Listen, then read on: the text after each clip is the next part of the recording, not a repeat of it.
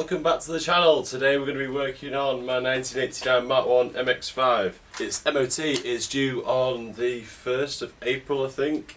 And yeah, there was a few problems that I wanted to sort through, such as new springs, touching up the underseal, changing the clutch fluid, gearbox oil, engine oil and filter, check the diff fluid level, and then also my front headlights aren't working. I was going to do all this off camera, but then I jacked it up, did the back springs, and as I was doing that, I found a massive rust hole.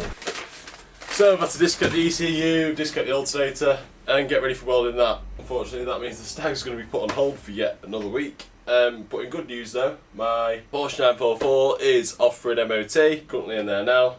In other bad news, my MG's got loads of problems as well. It's leaking oil, it's also got a problem with the carbs where it's started with 11 mpg rather than low 20s. So you also need to fix that. So unfortunately, the stag's going to have to go on the back burner for the next couple of weeks, and I'm just going to be sorting through all my other problems. Anyway, let's whip that wheel off. So yeah, looking in here, there is a couple of issues we are going to need to sort. Yeah, I didn't expect to find any rust under this car whatsoever. I literally stripped out the arches about 2 or 3 years ago, primered them, re-schultzed them all up, so yeah, I wasn't expecting to find rust.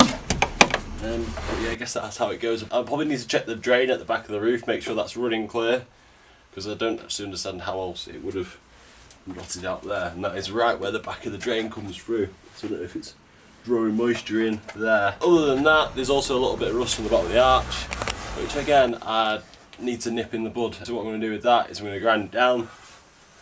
I'll get some rust converter on it. I'll then re-seam sealer between the two panels to stop the moisture getting in, and then I'm just going to rattle can it. This isn't a show car at all. This is my daily driver. I do about 2,000 miles a year in this car. For now it doesn't need to be perfect, but when I come to sell it on at some point in the future, I will rub it all down properly and give it a 2K spray job rather than just patching it up here and there. Anyway, let's crack on.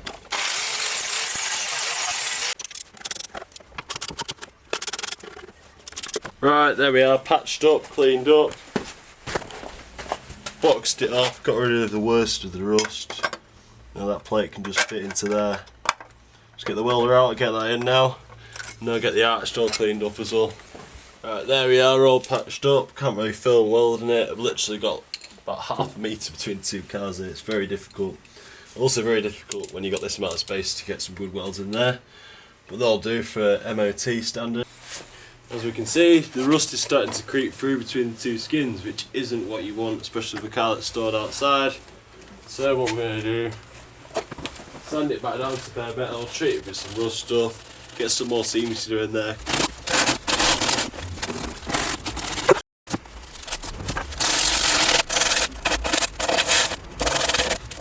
Oh, and here we go. Looks like we found another hole. Luckily I've not reconnected the alternator, so I could just whip that welder straight back out and get it plug welded in, get it all filled up.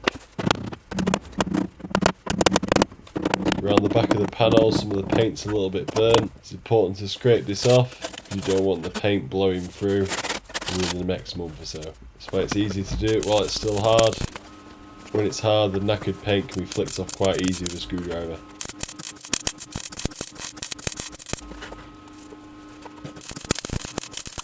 After the welding was finished, I then tried to get the shape back best I could with the trusty angle grinder. I then finally had a little feel to see if I needed to flick any more of the paint off, but no, it was looking okay. So I then applied some rust converter. I then left it to flash off for 15 minutes and applied a generous smattering of filler. Then once this was drying, I got my zinc primer and gave it a good spray underneath the arches and round where the panels join. 10 minutes later, the filler had hardened off, just in time for me to get my block sander on it and try and bring it back to a nice contoured shape. An hour later, I then applied seam sealer along the join just to stop that moisture getting in and hopefully stop future rust. While that's drying, we'll just look at the headlights. If we look there, we've got no headlights on at the front, and then we've got the main beam light permanently on.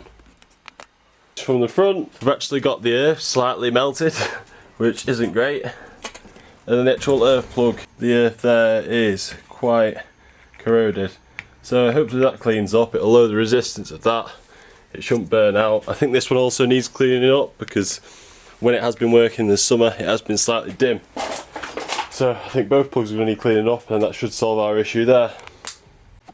So yeah, again, no pustules here, just a bit of sandpaper and some elbow grease. After this, the WD-40 pretty much just gets rid of all the dust, dirt and contaminants. And voila, just like that, we have a working headlight once more. And so with that, I can get the retaining spring back into place, get the plastic cover back over the headlight, and get it all boxed off nicely, ready for the MOT.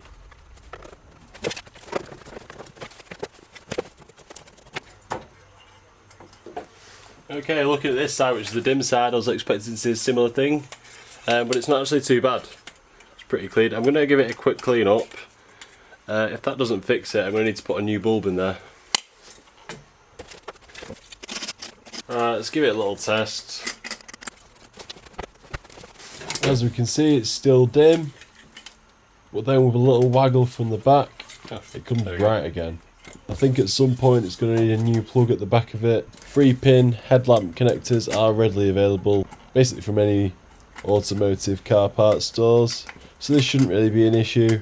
But today is the 24th of March, and this car's in for its MOT on the 2nd of April. So I've not really got the time to be bobbing here, there and everywhere with all the other issues that this car's got to fix before going for its MOT.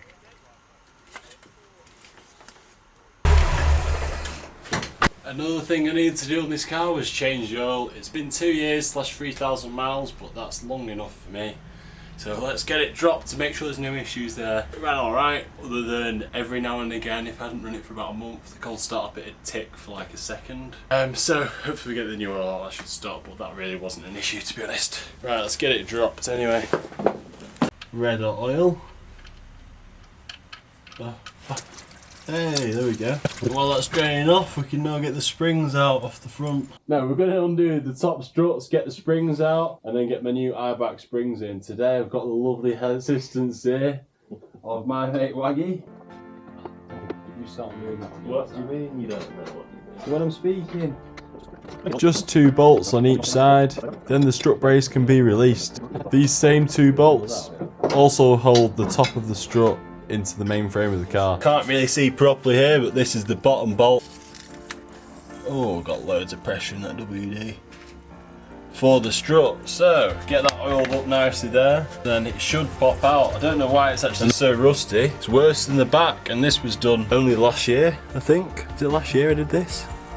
Well, I don't think it's quite took the same amount of time with it, with regards to getting all the parts cleaned up in the shop blasting cabinet. Hopefully just get this bottom bolt out and then job should be a good one. I do actually have a new bolt for this. At the time I brought full new bolt sets for the bottom, but then I never put them on. I don't think they came in time, so I just put whatever I had lying around back in.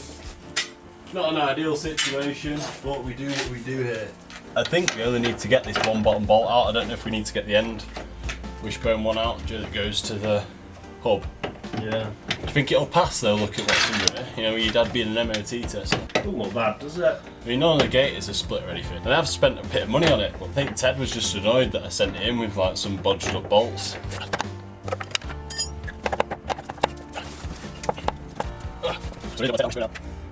Well, will it not pop out? Yeah. And no, I'm going to have to take the forward wishbone off as well. Just not quite enough room to squeeze this out.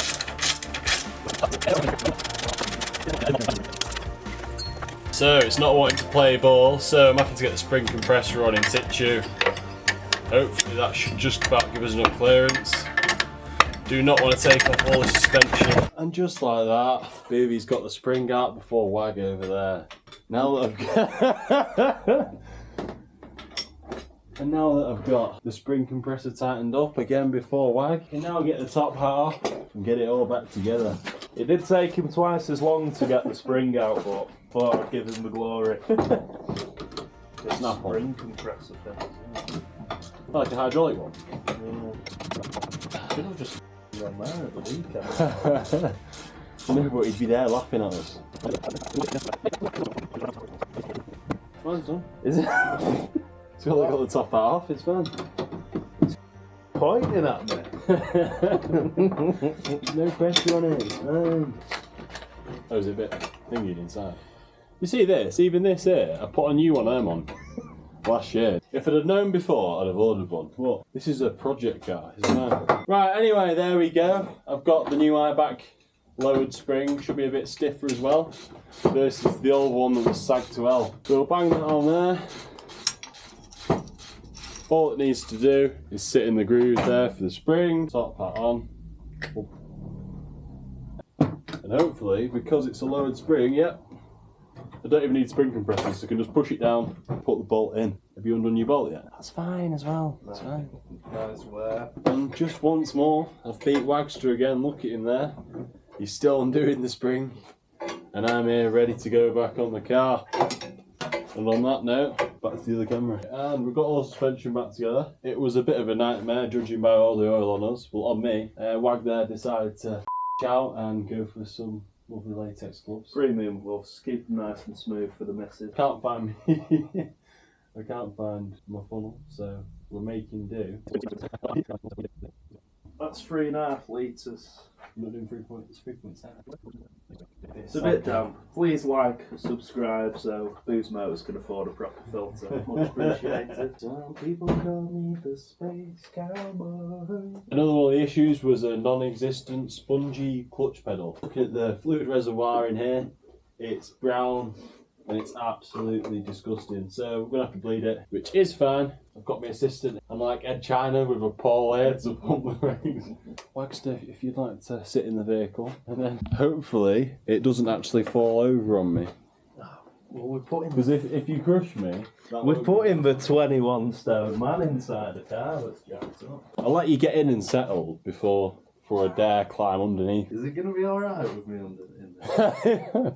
Well, I'll just pull the light out just in case. Well, if your car falls. It's fine. I'll just get some new discs. Forgot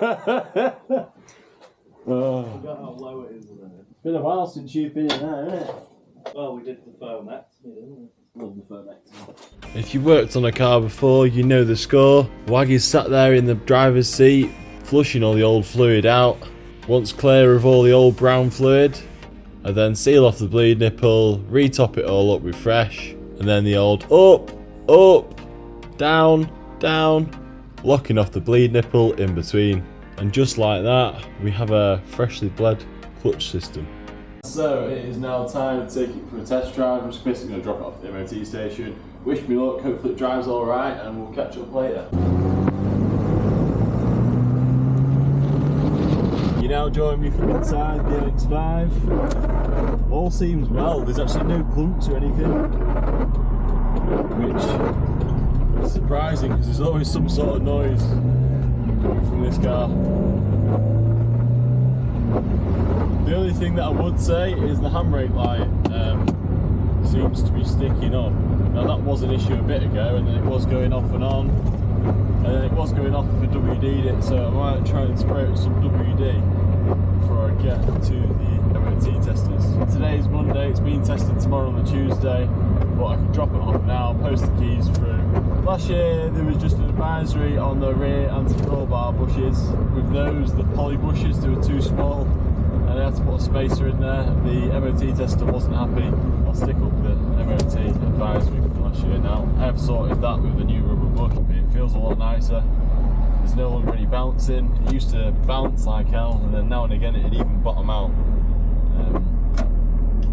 Not really ideal, especially for a sports car. I do still need to sort the idle. I don't know if you'll notice then when it was idling, the idles went once more at about 1200 RPM.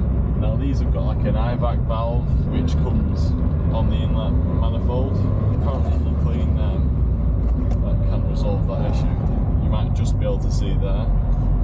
Yeah, 1400, 1300, 1200 RPM. But yeah, overall I'm very happy with the results. Should be a lot nicer to drive this car long distance. Another thing I will say as well, when I undid the anti-roll bar, I had to push it to one side to get the two bushes back lined up where they bolt in. Now I don't know if I bolted it in fully central. You may also notice there, the steering wheel. I'm going straight ahead now and it's slightly off centre. So that's another thing we'll need to tackle, but that shouldn't be an issue for the MOT. Anyway, just going to take a left through this house estate here, and then we can test what it's like over speed bumps. It's usually knocks, bangs, clangs and all sorts over these. It's absolutely awful. First one going up. Take that at 20 mile an hour. Very nice. Another one. No knocks, no bottoming out. Say, even though I put lowering springs on, the car actually sits an inch higher than it did do. Even though when we took those springs out before, they were longer. It obviously sagged a hell of a lot. Now, I don't know if it's what's caused it, but they were quite rusty when I got them. And last time I took the suspension apart, I shot blasted the springs, so I don't know if I've taken some volume off the springs and that's what's caused it, but who knows. All that matters is I put new springs in and it seems to drive really nice now. What more can you want? So I'm now back at home, the car's dropped off for an MOT. Join me next time where I will be going through the receipts of how much this car has cost me in 3 years of ownership. Bearing in mind I bought it from a scrapyard with no service history whatsoever. I'll also tell you if it passed. Don't forget to like, comment and subscribe if you've enjoyed this video, and we'll see you next time.